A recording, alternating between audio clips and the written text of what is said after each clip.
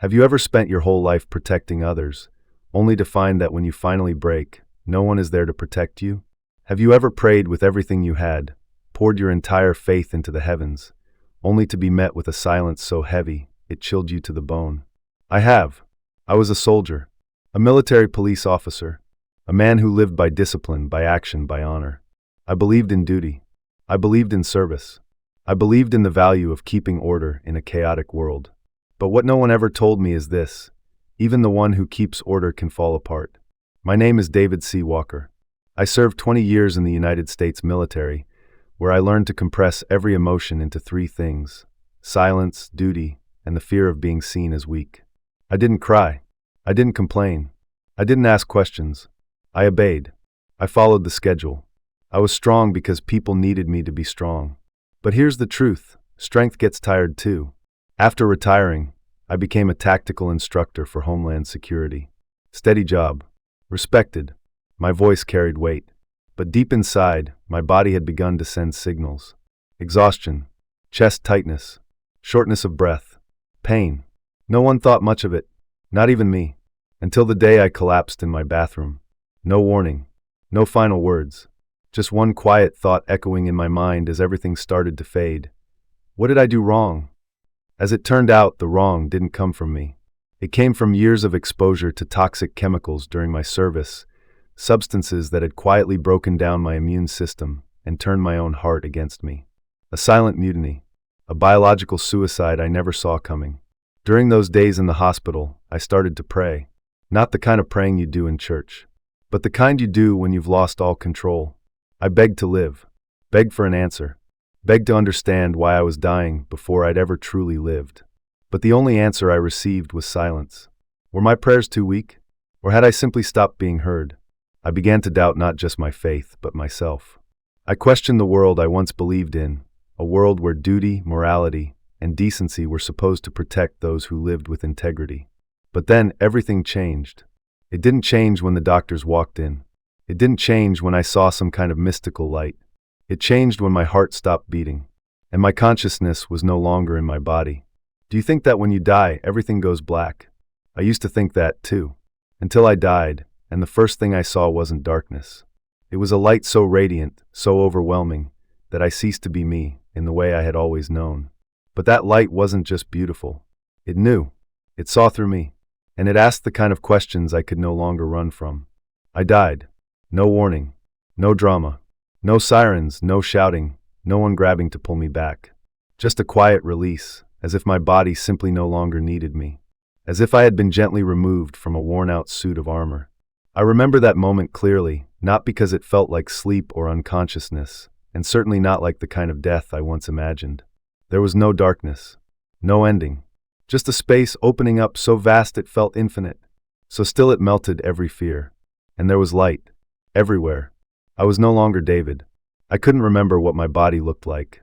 There was no pain, no weight, but I still knew, still felt. There was something of me that remained something I'd never had a name for, but now it was more real than anything I'd ever known. And I wasn't alone. No, it wasn't a figure with wings, not some glowing soul floating in the air like in the movies. It was a presence. No shape, no face, but more undeniable than any voice I've ever heard. A presence that didn't require questions, only remembrance. Because it had always been there, long before I was born. And then, I heard the first thing not with my ears, but with the deepest part of my being. You have never been abandoned. Not once. And you never will be. I began to weep not with tears, but with waves of energy pulsing through me. My entire essence cracked wide open, because I realized my very first prayer had been heard. Not yesterday, but back when I was just a trembling little boy, hiding under a table during wartime. I realized that every silent cry I had ever screamed into the void, when no one knew, had always reached this presence. And then I saw not with eyes, but with a kind of simultaneous knowing, as if all layers of time were stacked over one another. I saw every prayer ever whispered by millions of billions of human souls. Streams of luminous energy stretched outward from their hearts. Some strong, some fragile, some barely more than a breath. But none of them disappeared. Every single one was received. Not like messages scribbled on paper and tossed into a dark void, but as real waves, moving, stirring, creating ripples in the living energy field of the universe. And then I was shown something that left me in stunned silence. Prayers don't always change reality, but they always change the soul of the one who prays. I saw a mother praying silently beside her child's hospital bed. No one noticed, but her energy gently shifted the nurse's spirit, and later, that nurse treated another patient with surprising tenderness. I saw a man in despair begging to die. He didn't die, but he felt just enough peace to offer a stranger a cup of coffee the next morning, never knowing that the stranger had planned to end their life that day. No prayer goes unheard. No prayer is meaningless. They don't always shift the world instantly, but they always soften the heart that sends them. And I, after all my years of praying from a place of loneliness and doubt, finally saw the bitter truth. Prayer was never about getting something. It was always about becoming someone. I no longer felt angry at God. I was angry at myself for believing love needed proof, when in reality, true love has never needed a promise. It only asks for presence. And again, I was asked not in words, "Have you lived as your prayer?" I had no answer, but I knew that if I returned, I would no longer pray for change. I would become the prayer through the way I lived, through the way I loved, through the way I showed up in another's pain. And would you believe it? In the middle of that sacred, radiant stillness, I suddenly felt something calling me. A voice far away, but not unfamiliar. So real, so urgent, so human, who was pulling me back from eternity. And why, of all souls, was I the one being sent back? I didn't want to leave that place. That space beyond fear, beyond conflict, beyond the weight of everything I had spent my life holding up. But then waves of energy began to crash into my being, not to push me out, but to pull me down. A gentle force, trembling and warm, as if someone somewhere desperately needed me to come back. And then I saw her, not with my eyes, but with a clarity sharper than any memory I'd ever carried. A woman, sitting on a plastic chair in a hospital waiting room. Head bowed, hands clasped so tightly they shook, tears falling not out of pain, but because there was nothing left to hold on to. She was praying. For me. Not with polished words. Just a broken breath. A whispered plea. A cry that said, "Please don't let him go. Please bring him back. I'll give anything, if he could just have one more day." I realized it was Emily, the woman I once loved, the one I had promised to care for, and then abandoned in the name of duty, training, and hollow glory. We ended things in silence, no betrayal, no final blow, just the slow erosion of love when the mission mattered more than the heart. And when I finally looked back, she was already gone. I didn't know she still thought of me. I certainly didn't know she still prayed for me.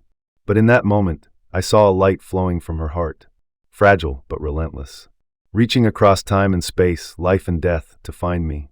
Not out of reason, not from obligation, but simply because she had never stopped loving me. This wasn't romance. This was the prayer of pure love. A love I never knew had been silently anchoring me to this world. And then I understood it wasn't because I deserved to keep living. It was because someone out there still believed I could become something meaningful. I began to descend, not falling, but gently landing. It felt like moving backward into myself, like setting aside every unanswered question and returning to a life that was waiting for me to make it right. My body convulsed. My chest burned. My throat tightened as if it were on fire. I couldn't scream. There was only one faint sound, the first breath of someone who had just come back from death. My eyes opened, blurry, blinding, but the first thing I saw wasn't some heavenly light.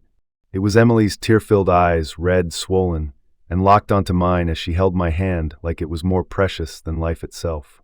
I wanted to speak, but my throat couldn't form a word, because I knew she had already spoken for me through her prayer. And that, I realized, was what brought me back.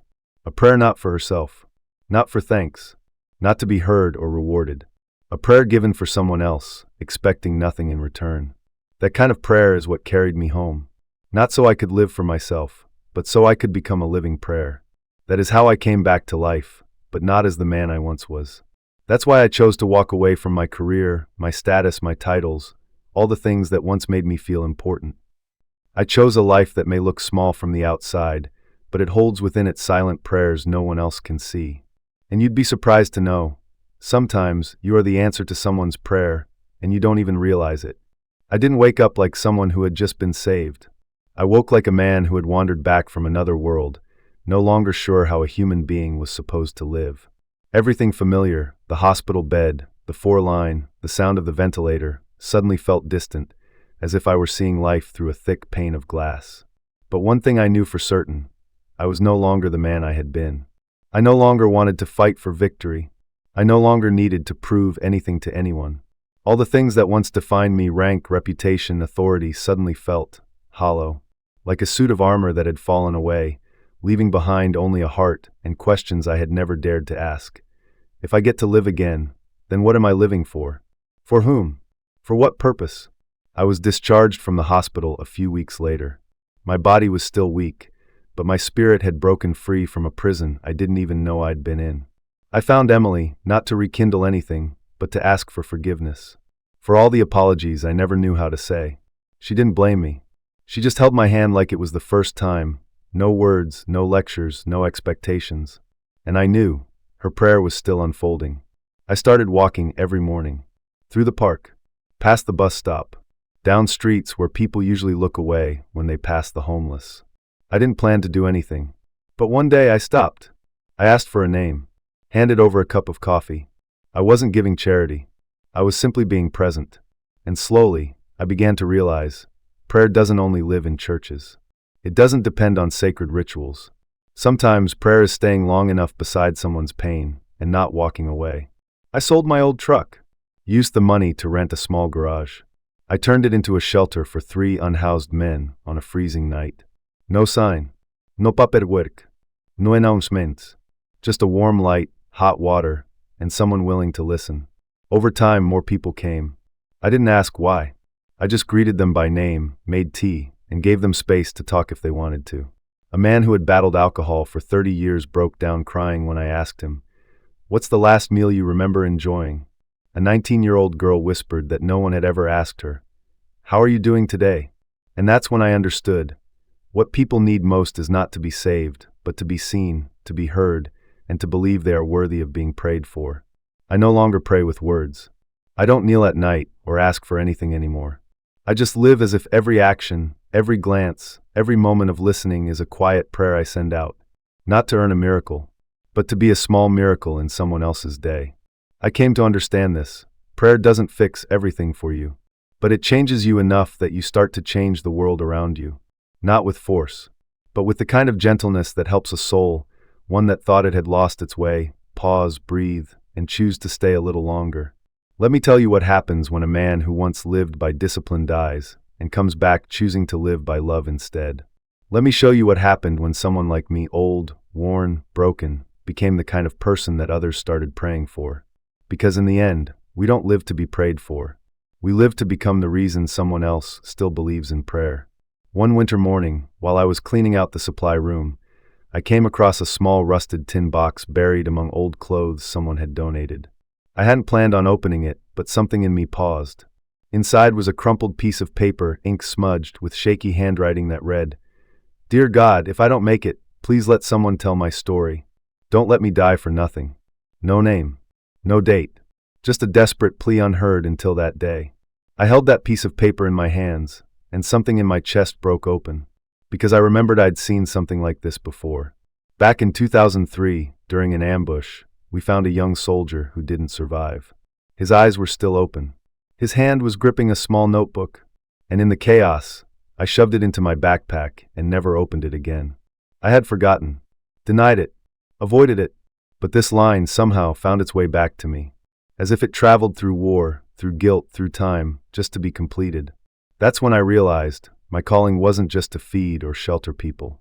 It was to listen to the forgotten souls, to write down the stories left untold, to finish the prayers the world had missed.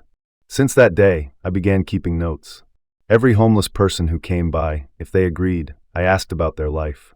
I wrote it all down by hand. Painful, raw, sometimes scattered, but always real.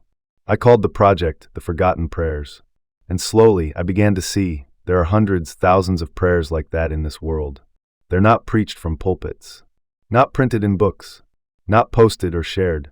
They live quietly at the bottom of someone's heart, whispering when they think no one is listening. But God hears. The universe hears. And sometimes people like me are brought back from death just to answer one of them. So if you're hearing this now, maybe it's not by accident. Maybe you were chosen to listen. Because the world doesn't lack prayers. It just needs more people willing to live like an answer. PHN 5. TILA with grave MTLICU Angwin CN Sing VA with grave BN Sing CTHTR Thun you sometimes. I look at myself in the mirror, the gray at my temples, the eyes that once glimpsed eternal light, the hands that once clutched a rifle, now wrapped around a warm cup of coffee for someone with no name, and I see something strange. I died, but I've never lived more clearly than I do now. I used to think prayer was weakness. Now I know it's the bravest act of all, because it demands faith in what the eyes can't see, the hands can't touch, and what this world so often mocks. I used to believe strength came from weapons, muscle, and discipline.